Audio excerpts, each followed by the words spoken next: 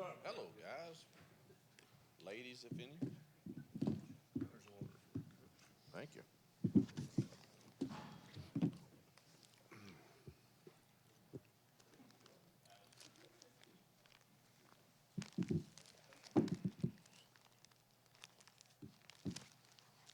So what we'll do is we'll open it up for questions. If you want to raise your hands, we'll make sure we get a microphone to you before you ask the question. Yeah, before I open, I'd like to Bruce has been just an absolute dear friend to me in every way, with advice or help or support. And he lost his father yesterday, so our prayers are with he and his family as they deal with that. And also Zay Walker's grandmother passed away yesterday to a heart attack, and that was I know what it's like to lose a grandmother that was in your home and raised you, and so he's dealing with that also. And so our hearts and prayers go out to both of those families as they're dealing with loss. Fan day last Saturday I thought was incredible. I don't know the numbers or anything, but for people to stand in that immense heat to get in to see our players and staff, I thought was incredible. And hopefully nobody left, or not too many people left feeling disappointed in any way for the Lions getting cut off. But that was a great testimony to the Auburn family for sure. Gardner Langlow, I think it's already been reported, has decided to hang up football. And I think that's it. So I'll open it up for questions. Coach, there's been reports today that you were going to announce a starting quarterback today in Peyton Thorne. Is that true? Do you want to announce I was going to. You guys seem to know everything before it happens, so I don't. That's interesting to me because only 4 people knew that, and I didn't even tell the staff. So it's interesting how everything works today, but it's just a different day and time. But yeah, I've decided to start Peyton Thorne, and let me say this first. I totally believe that Robbie and Holden, we can win games with any of the 3. A lot of that would depend upon how we play defensively and how the supporting cast play. I believe in all 3 of those guys, and there are days that there's been very little separation. I just believe, my gut is usually right, and usually when I follow my gut, and I'm not saying my gut is right that Peyton is the guy for all 12 games, but my gut is saying it's the time to do this. To get us best prepared for the opening of the season.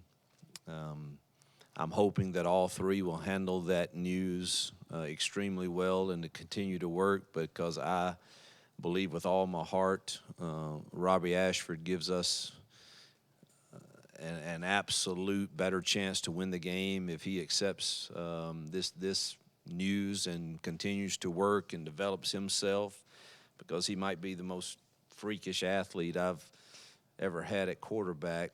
But to this point, I think the separation, the reason Peyton is getting the nod is just the leadership ability and the understanding of the offense. And he's been in some really good battles, and just seems like he was more efficient in the decision-making to this point.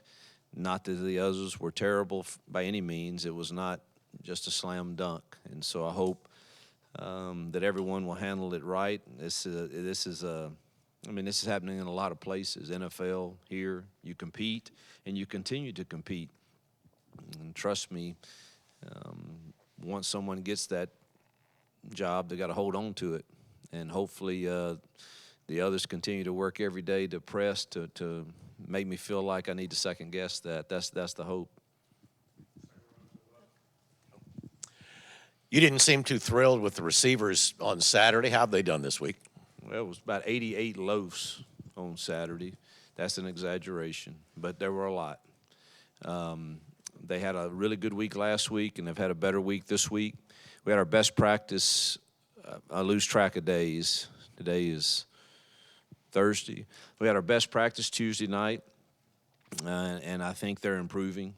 Still way too many MAs, or when I say MAs, the route is truncated. If it's supposed to be at 12, there is at 10, and we've got to get all of that cleaned up. And we got 2 weeks to do that. But they've had a solid week. They just did not have a good scrimmage. And truthfully, I didn't think when I watched the film after the scrimmage, I thought it made me sick. I didn't think we competed. And it was almost like we just melted under that heat. And we had, we've handled the heat pretty well. It's been maybe the hottest camp I've experienced. But, of course, when you're here, you get to take a break inside, and we cool them down with all the water mist and all of that. You go over there for that game, there's none of that going on that day. And I just didn't think we handled it extremely well. I'm excited for another opportunity this Saturday to see how we handle it. But they've bounced back pretty good this week. Camden Brown finally practiced yesterday and looked decent, so hopefully that adds some more depth to that room. Hugh, when it comes to choosing a starting quarterback, and every head coach has been through it, and obviously it's a different situation than another position. How hard is it for you to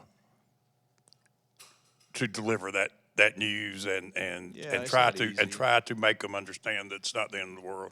Yeah, it's not easy. It's because it is different. You don't.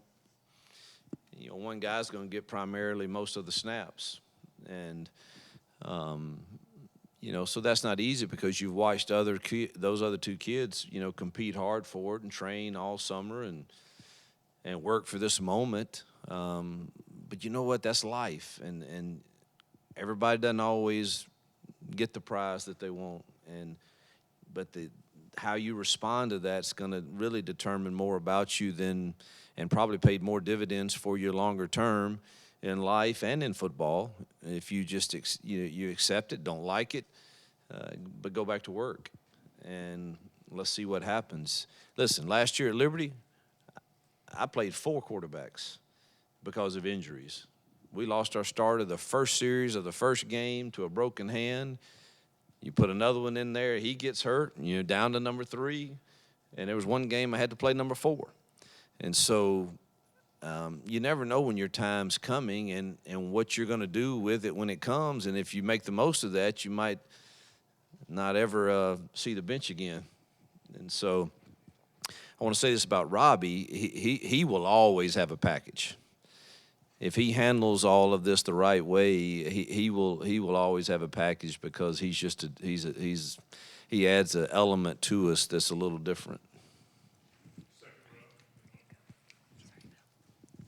Coach, after the scrimmage on Saturday, you were talking about you thought you had made up your mind, and then you had to kind of rethink it after the scrimmage. So what was the process of going from that point where you may have had 2 or 3 quarterbacks on your mind to narrowing down to 1 now? Well, no, I really felt like it was Peyton going into that scrimmage, and then in the scrimmage I thought he pressed too much, and I didn't like that. And I can't have a guy that – and I think that's one of the reasons I'm at this point is I want to see what he does now. All right. I'm the guy, and I go back to relaxing and playing within the system. That was all that. And Robbie had a really good Saturday, comparatively. Hey, Coach, just wanted to ask about, obviously, when you break the news that Peyton's going to be the starting quarterback, there's a level of disappointment with the other guys. Do you anticipate all the quarterbacks in that room remaining here this season? And if not, if they want to transfer, are you going to try to convince them otherwise? What a world. What a world. I don't know. What do you think I should do? Play them all. All right, yeah, we'll just try to make them all happy. Every man's got to do what he thinks is right for himself. This idea that just because you got some difficult news that you should consider bolting on your team and all of that, that ain't the world I come from. That ain't that's not how I was raised with a team and so I sure hope that that's not the case. I haven't heard any of that, and so hope that's not the case. Hope they'll go to work and compete. We might. We'll get them all ready. Hugh, you and a lot of other people on the staff have talked a lot this fall about what you said, Peyton Thorne absorbing the offense and kind of having a good understanding of it. How have you seen that evolve maybe from day one of camp to where you are now, where you're comfortable with naming him the starter? Well, that's the guy's in here all the time. I mean, I can't get rid of him, and he wants to know the ins and outs of everything I'm thinking or Philip's thinking. On every aspect of our passing game, our run game, and he's a pro at it, at knowing how to prepare, and that gives you a comfort level that you just know. You feel like he's going to have the right mindset and have the understanding of the game plan for sure, and hopefully the others will also. But you're pretty confident he is by the way he approaches every day. Where did you see Holden really kind of grow in this battle and getting this experience to compete? Holden's the most natural passer of all of them, truthfully, in my opinion. Still absorbing. There's a lot of times he's not made the right decision, maybe in the RPO game or in his reads or getting the protection set the right way. But he's just a young kid, but he's got a bright future, and there's no doubt in my mind.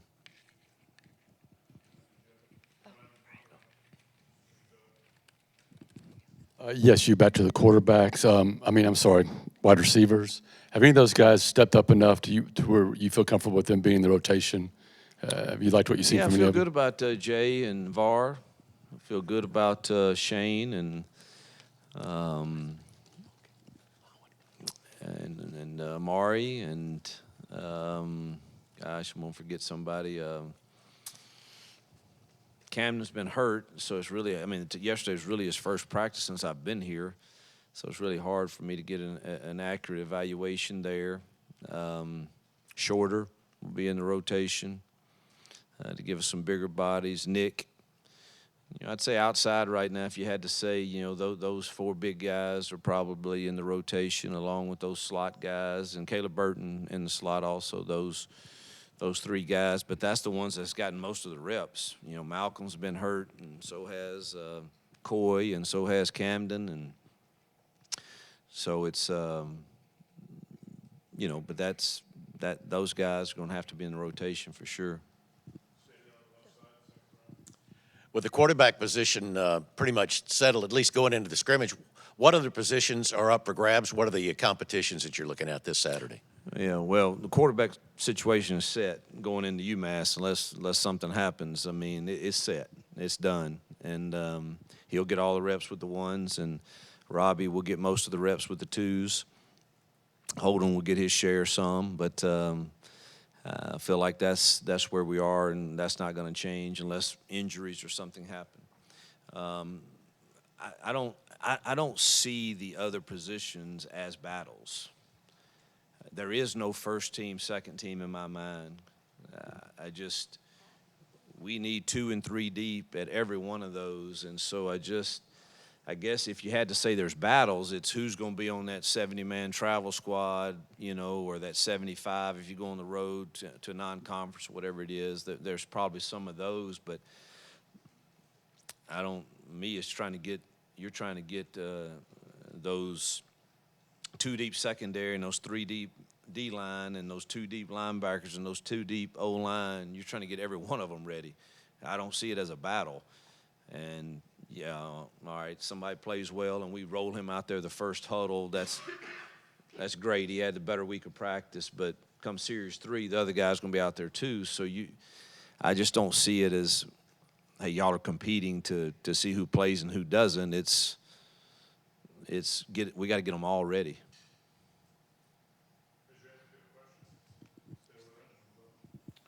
You've had multiple media viewing opportunities this preseason. What's your theory on that? What's your thought process, and how has that evolved over the years? Say that one more time. Having media viewing windows. Viewing practice?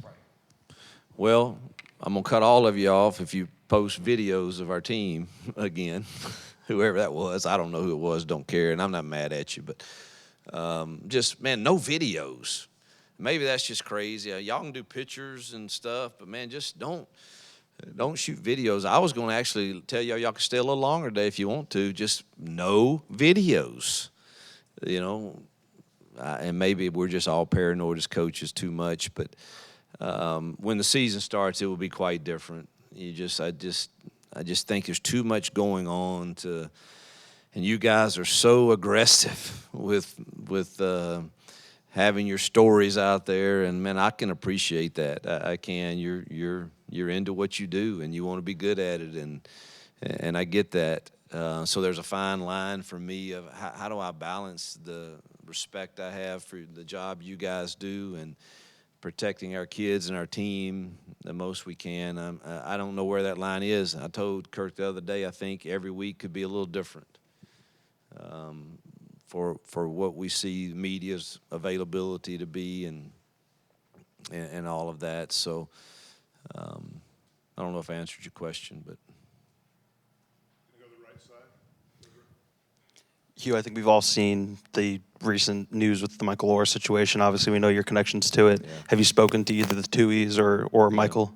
Yeah, listen, I love Michael Oher. He's like part of our family, and I love the Tuohys, and I think it's sad, and I certainly don't claim to understand all the ins and outs of adoption, conservatory, all of that, but I know what I witnessed, and I witnessed a family that totally took in a young man, and I think without that, there is no story, and I sure hope it can. I know this: if Michael called Sean right now and said, "Let's work this thing out," Sean and Leanne would be there in a hurry to hug his neck and tell him he's loved, and I hope he feels that, and certainly I don't claim to. Till you walk in people's shoes, I don't claim to have all the answers to anything, but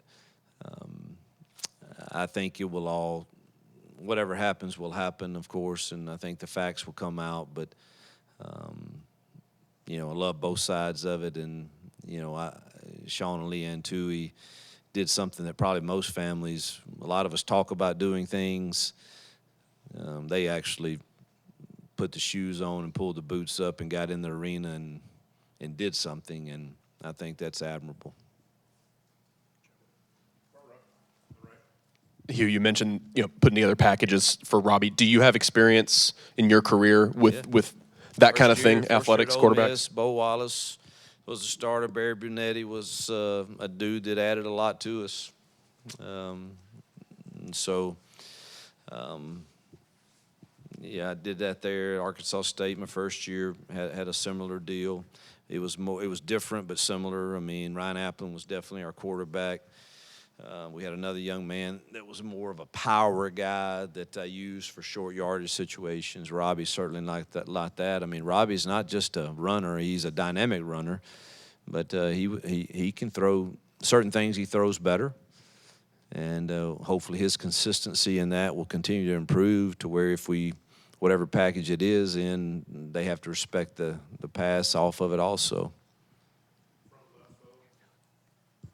You talked about the heat being an issue in the scrimmage last Saturday. In 2 weeks, you play at 2:30 in the afternoon. How do you prepare for that?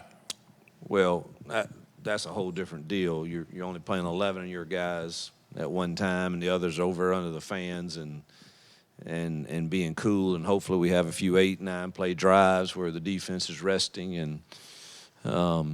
So I think that's totally different, and obviously we'll have 80 people that are able to play or so that game, and you're able to rotate bodies instead of just putting 22 years out there constantly and then the next 22. And so I think that's totally different. We'll be prepared for that. I don't have any worries about that. I hope it's hot, actually, that day. I hope it's real hot, except for the fans. I don't want the fans, but it'd be fine for me if it's hot that day.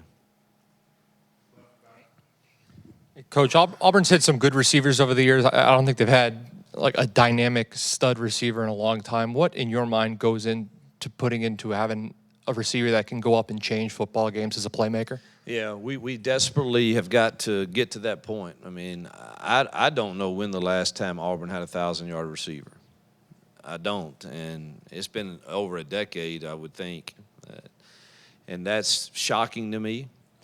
And I've had very few years where I didn't have one that was at least close to 1,000, if not over 1,000. And even at Liberty the last 2 years, we had Antonio Gandy Golden who went over, and then Mario Douglas, who, by the way, is killing it with the Patriots right now. And I hope every recruit that I'm recruiting for receiver is listening to me. We've got to change that here, and you got to change it through recruiting. And those receivers are a priority for us that are coming into the 24 and 25 class.